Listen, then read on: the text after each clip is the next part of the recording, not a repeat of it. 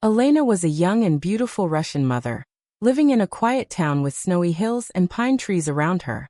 She had just given birth to her first baby boy. The moment she held him in her arms, her heart filled with joy, but also with doubt.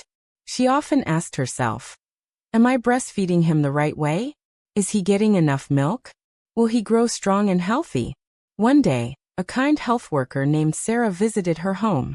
She saw the worry in Elena's eyes and said softly, "Elena, remember this. The very first milk that comes after birth is called colostrum. It is golden and thick, and it is like a natural vaccine for your baby. It protects him from infections and makes him stronger than anything else."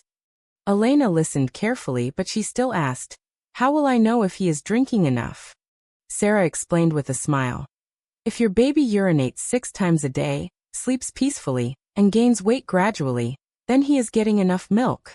Your body is designed perfectly for him."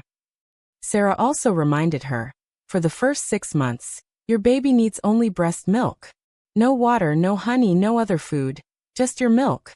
It has everything: water, energy, and antibodies. Even in hot weather, your milk is enough." These words touched Elena's heart. She looked at her baby and realized that her milk was not just food. It was love, comfort, and the strongest protection she could give.